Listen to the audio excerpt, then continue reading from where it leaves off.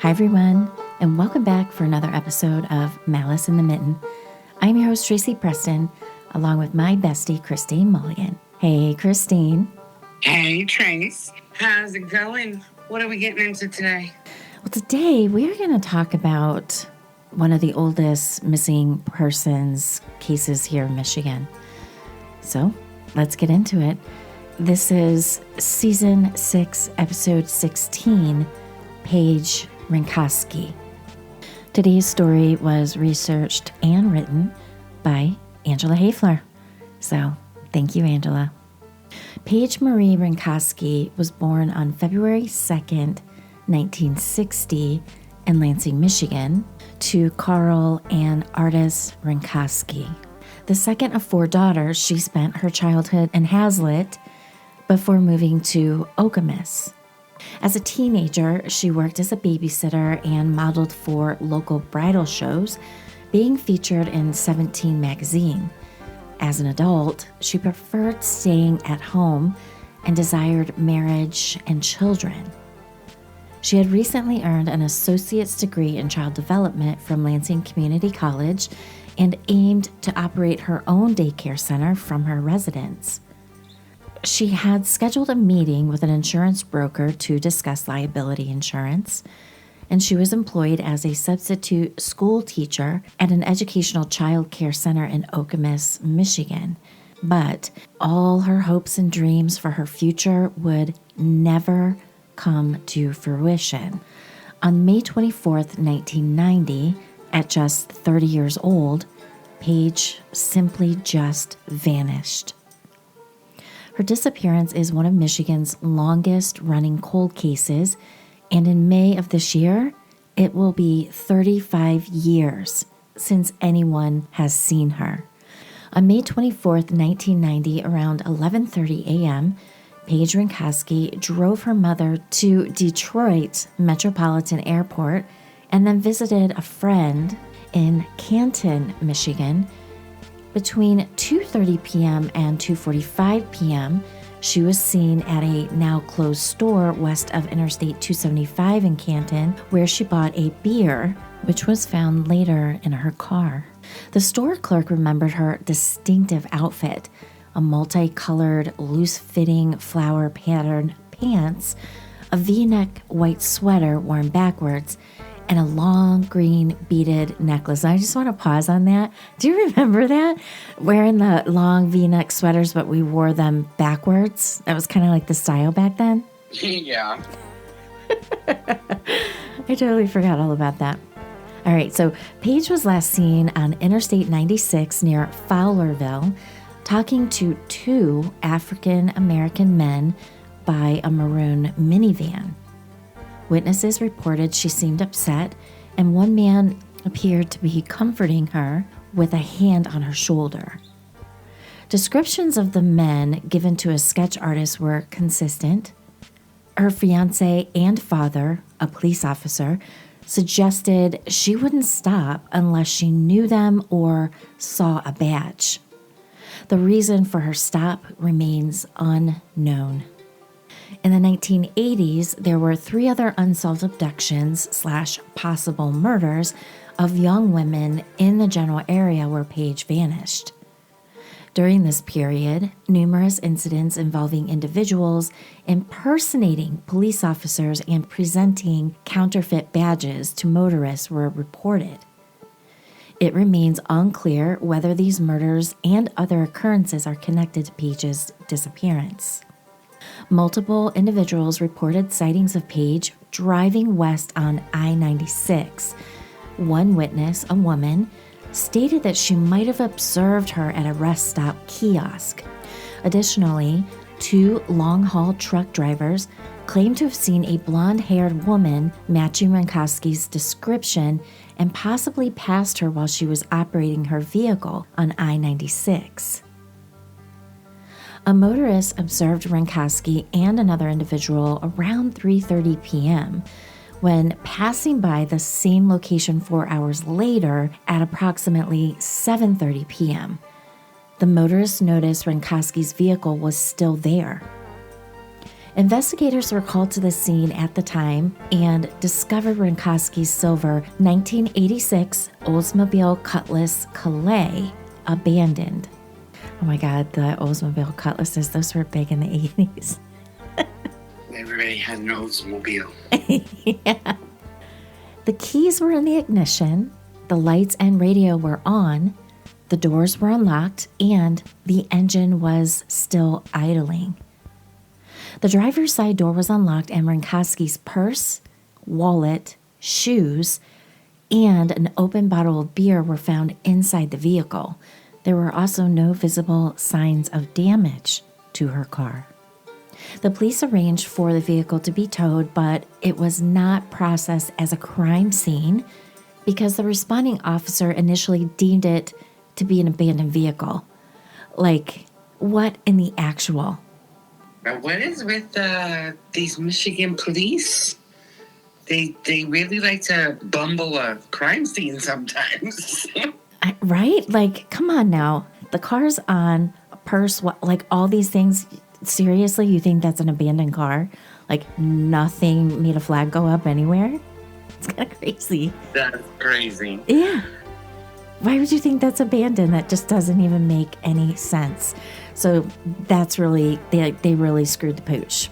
Yeah. I mean, okay, let me just say that we really do kind of bag on some of these brilliant detectives and police officers that screw the pooch on crime scenes. But I do want to point out, and I do want to remember for myself, that we are, Monday morning quarterbacking. We are looking at all of the facts after the fact. So that does change things a little bit.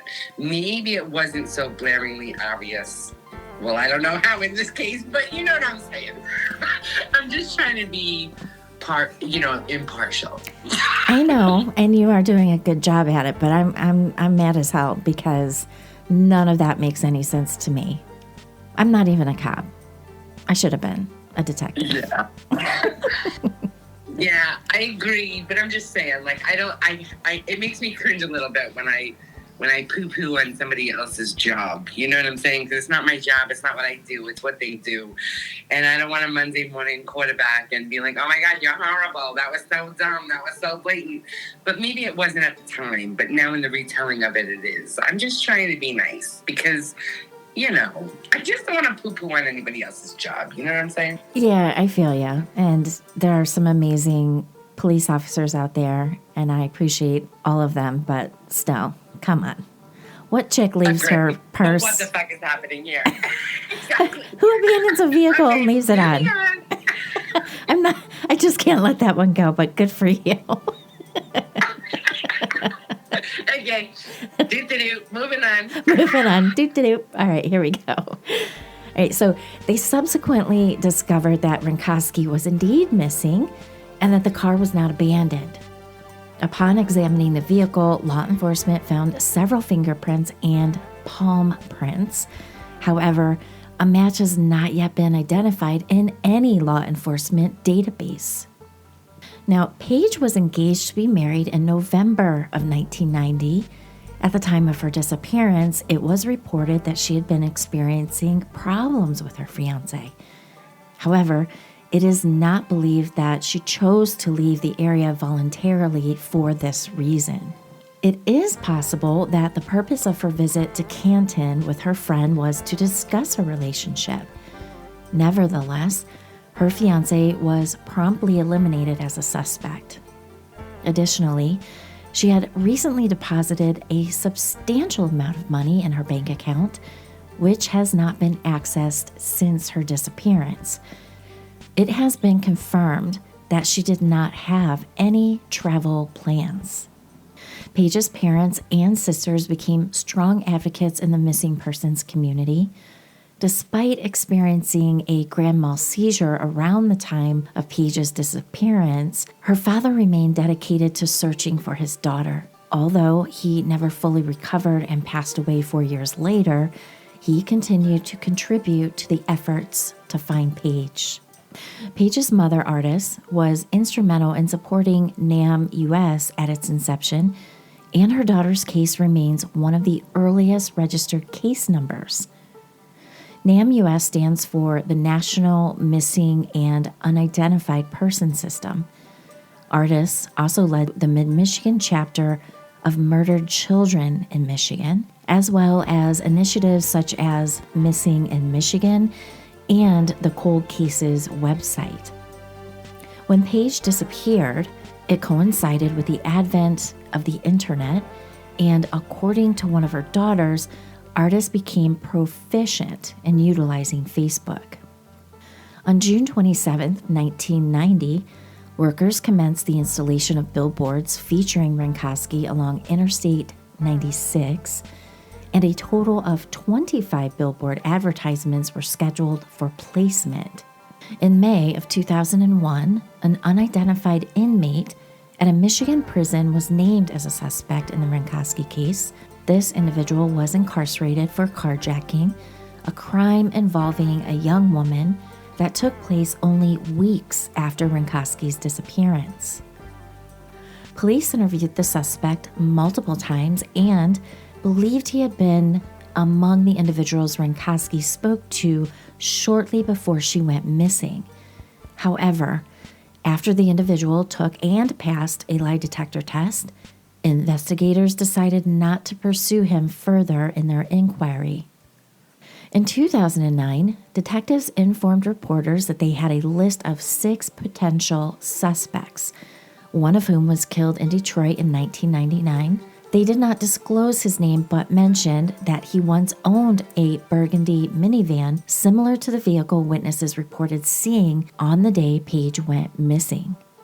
In May 2011, authorities initiated a search of a pond in Handy Township utilizing ground-penetrating radar technology.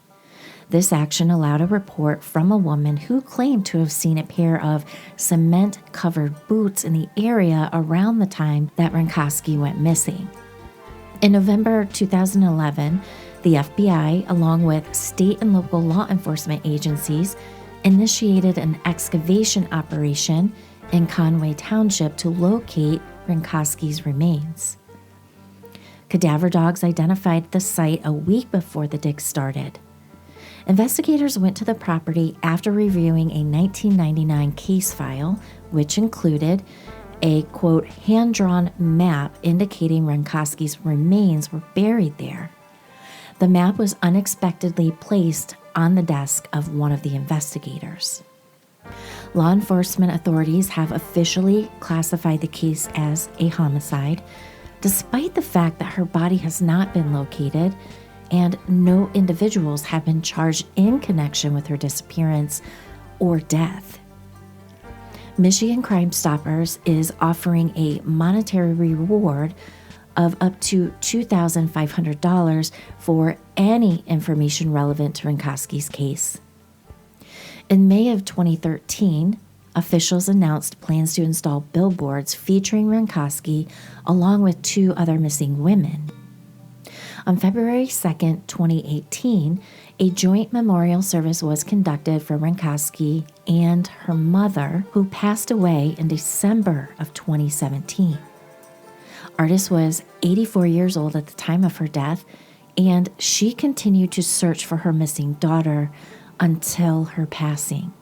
As of 2019, investigators from the Livingston County Sheriff's Department Cold Case Unit are actively pursuing leads in the ongoing investigation.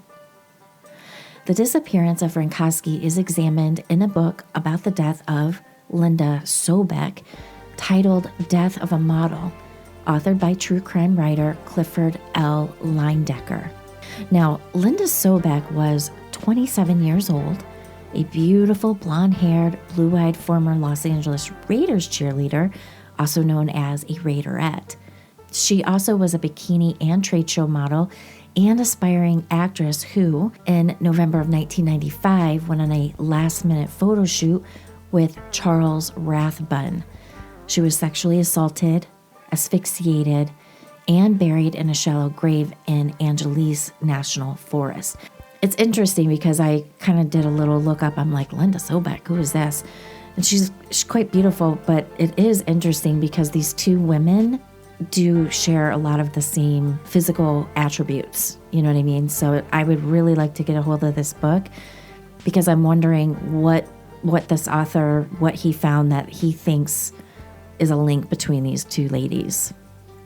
Yeah, I was just thinking are they thinking that it's the same person and that she wasn't actually murdered? She went on to live a whole different life? Well, what? Right. So Linda Sobeck, now she's in California. So she was also like modeled in bikinis beyond, like she was a super busy chick. She was all over the place with starting to acting appearances and stuff like that. So, this guy who was, caught and arrested, tried and arrested, and finally admitted to it, but he was white. And all these people that you were saying, oh yeah, we saw her on the side of the road with two African-American men. That's where I'm kind of confused. And I don't know if this guy Rathbun was back and forth to Michigan or California or whatever it was, but he was a white dude. So I'm very curious as why this author, what connection he found.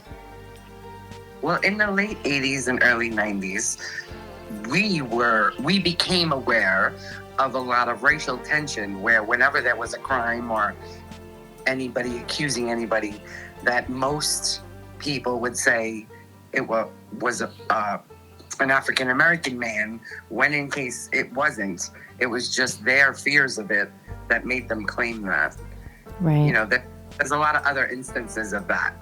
When people were afraid, they were kind of put the assumption there that it was a race that they were afraid of, instead of an actual eyewitness account detailing what actually happened.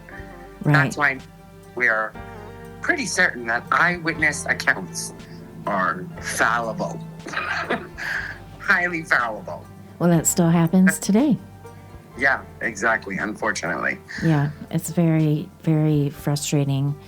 And it makes me angry that people do that.